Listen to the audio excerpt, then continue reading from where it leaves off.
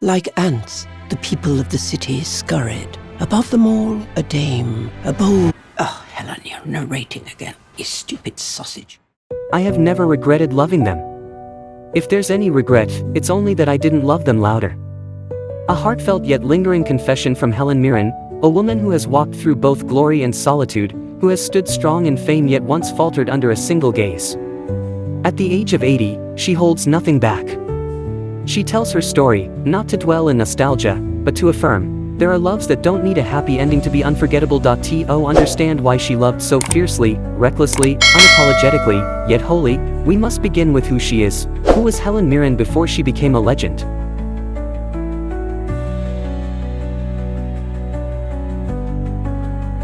She was born on July 26, 1945, into a working-class immigrant family in England, a place where art was not a dream, but a luxury. Her father, a former soldier, strictly forbade acting, believing Hollywood is for girls who lose themselves. But Helen didn't lose herself, she found herself. With an unyielding gaze and an indomitable heart, she tore through every limitation, stepping into a world no one thought a girl like her could survive in, until one day, she stood tall, Oscar in hand, yet behind the spotlight were shadows, unfulfilled loves, half-hearted embraces, silent tears in hotel bathrooms. Helen was no princess. She never waited to be rescued. She loved to truly live, and in those years, between the stage lights and the unseen silences, men entered her life like separate chapters of the same heart. But if the story must begin with one, it would be the first man who looked at the unknown young girl and said, "You don't need to be anyone else, just be yourself." He wasn't a star. He had no accolades. But he was the first to make Helen believe that love, when right, doesn't weaken a woman, but makes her stand taller.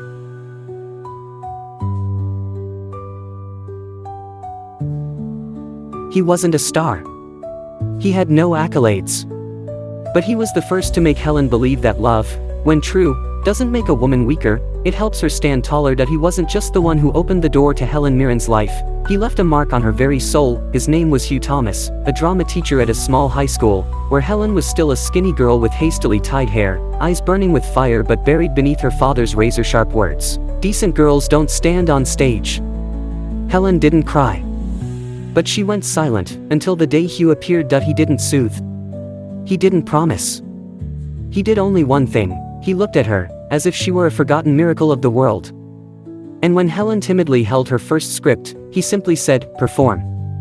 It doesn't need to be perfect. Just make it real." Helen performed.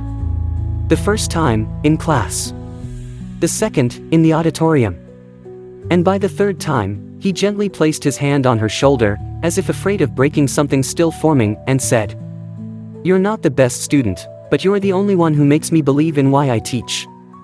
Hugh secretly submitted her name to audition for the National Youth Theatre, defying her family's strict prohibition. When she was accepted, he didn't congratulate her. He turned away, but Helen saw his eyes glisten. She once wrote in her diary, "I don't know when I began to love him.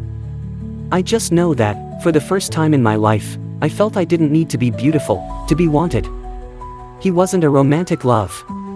But he was the first wound, sweet, and everlasting, and if he was the one who opened her heart, then the second would be the one to break it, just as it had begun to feel what it meant to beat.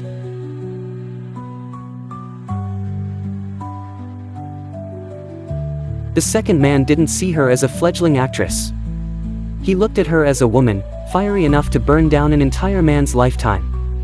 And he would become the first to shatter her heart. His name was Liam Neeson, a rising star on the British stage in the early 1980s, tall, charming, with storm-hidden eyes and a deep voice that could make anyone lose their way.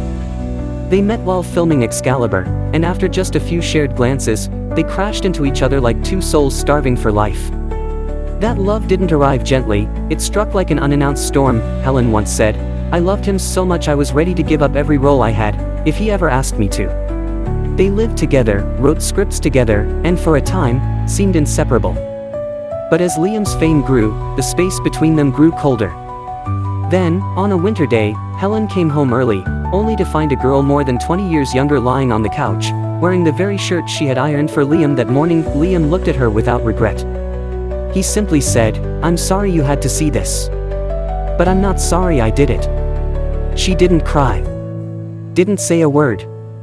She just walked away, leaving behind 9 years of love, a crushed heart, and a trust that would never fully heal. You didn't kill me, but you made me stop believing in myself. If Liam was the man who made her lose faith in love, then the third would be the one to rekindle that flame, with the very burn mark still fresh and unhealed.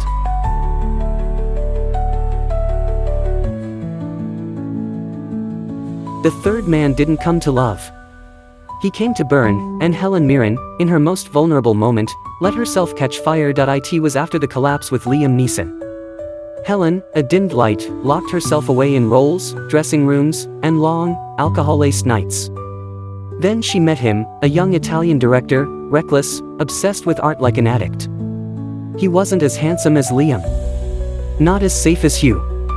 But he had something Helen couldn't look away from, daring. I don't need an actress. I need a woman who can act while still in pain, he said, when he offered her a role no one else dared to take, that of a grieving mother. No dialogue, only expression. They loved each other in silence. Backstage, in each moment she rested her head on his shoulder after a brutal scene. No one knew, but Helen did. She was being saved, she once shared. We never said, I love you. But I breathed again because of him. The relationship lasted just 14 months. No goodbye. No drama. Just two people who met at the right moment, and parted when the wounds had healed. He didn't hold on to her, but he made her want to stay with herself again. If that love was a lingering melody, then the next one would be the silence, the kind that makes every sound ache.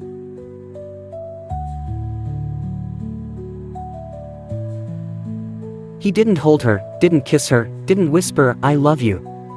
But the love she gave him, that was the one that hurt her the most. His name was Peter Brook, a brilliant director, the man Helen once called her spiritual compass.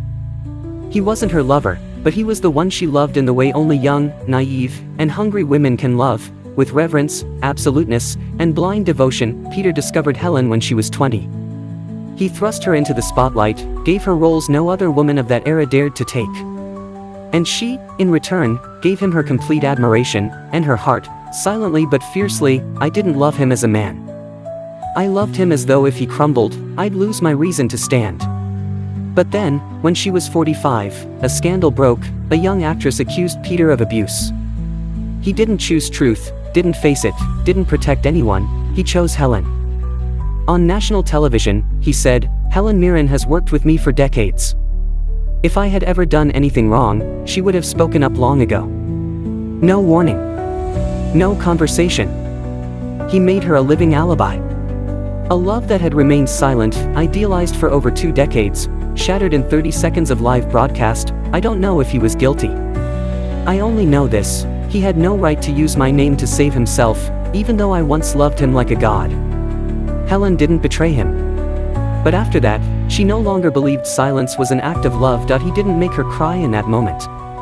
But he was the reason she couldn't cry for many years after. If this love made her lose the last of her reverence, then the final man didn't break her heart. He simply opened a door, smiled, and walked in, taking with him the gentlest part she had kept most carefully hidden.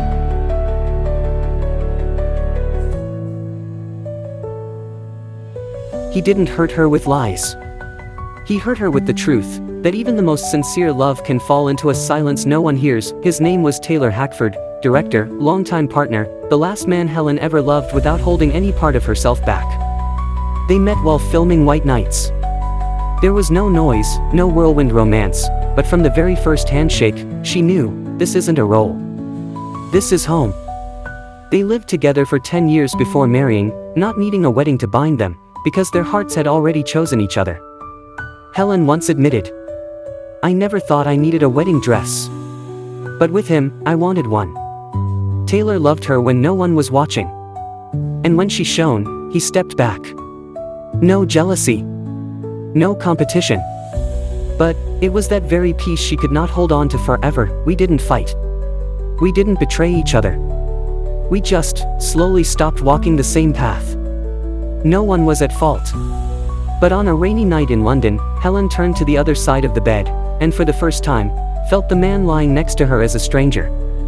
They parted in silence. No court. No dispute. But also no embrace. No holding on. And that was the deepest pain of all. You didn't stab me in the back. You just let go, so gently, but enough to bring me to my knees. He didn't break her trust. He broke the idea of forever. And if the ones before made her doubt love, then the last man made her understand love alone is not enough to make someone stay.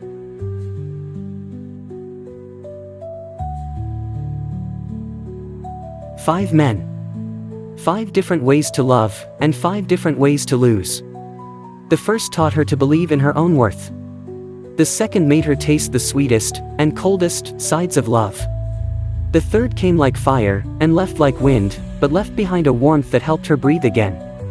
The fourth was a love built on reverence and shattered by misplaced trust. And the last was everything she had ever dreamed of: warmth, shelter, peace, and also the one who made her realize that even the right love, at the right time, might not last forever. Helen Mirren didn't share her loves to be pitied. She shared them to say this: a woman who once loved with all her heart is not weak, she is the bravest of all. Who do you think was her true love? And have you ever loved someone so deeply that you forgot yourself? Leave a message for the one you once thought would be forever.